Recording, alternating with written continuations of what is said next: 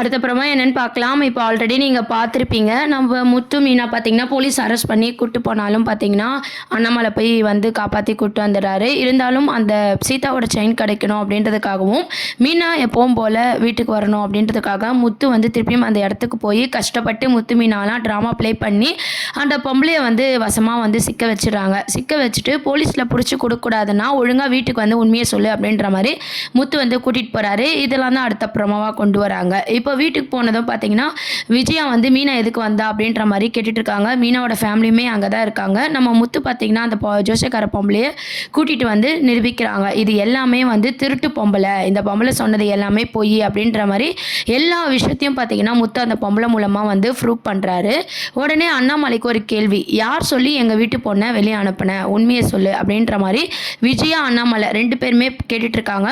அதுக்கப்புறம் என்ன சொல்லுது அந்த பொம்பளைன்னு பார்த்தீங்கன்னா, நம்ம எல்லாருமே நினச்ச மாதிரி சிந்தாமணி பேர் வராமல் ரோகிணி பேர் வர மாதிரி வந்து சீரியலை வந்து மூவ் பண்ணிட்டாங்க.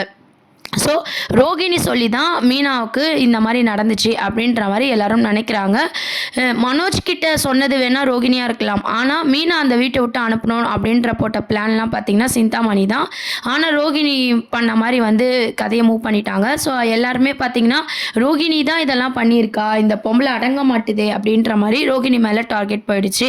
அப்போ அந்த பொம்பளையும் பார்த்தீங்கன்னா போலீஸ் அரெஸ்ட் பண்ணி கூப்பிட்டு போயிட்டாங்க. மீனாவுக்கு எப்பவும் போல் பார்த்தீங்கன்னா வீட்டுக்குள்ளே வரலாம் அப்படின்ற மாதிரி எல்லாருமே ரொம்பவே சந்தோஷப்படுறாங்க. அப்போ தான் பார்த்தீங்கன்னா எல்லாருமே எதிர்பார்த்தபடி முத்து வந்து அவங்க அம்மா கையில் வந்து ஆர்த்தி தட்டெல்லாம் கொடுத்து, நீ தான் வந்து என் பொண்டாட்டியை உள்ளே கூப்பிடணும் அப்படின்ற மாதிரி சொல்கிறாரு. நம்ம விஜயாவும் வேறு வழி இல்லாமல் பார்த்தீங்கன்னா மீனாவை வந்து ஆர்த்தி எடுத்து உள்ளே கூப்பிட்றாங்க. இதை பார்த்து சீதா, நம்ம மீனாவோட அம்மா, தம்பி எல்லாருக்குமே ரொம்பவே சந்தோஷமாக இருக்குது. மீனா இப்போ பார்த்தீங்கன்னா எப்பவும் போல் முத்து வீட்டுக்கு வந்துடுறாங்க. இதுதான் வந்து இன்றைக்கான எபிசோட்ஸும் அப்கமிங் ப்ரோமோவாகவும் கொண்டு வந்திருக்காங்க.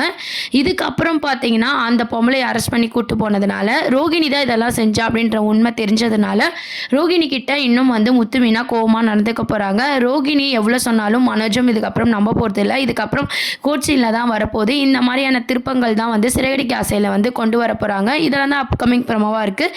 இதை பற்றி நீங்கள் என்ன நினைக்கிறீங்க அப்படின்றத கீழே கமெண்ட் செக்ஷன் சொல்லி சேனலை மறக்காமல் சப்ஸ்கிரைப் பண்ணுங்கள். தேங்க்யூ.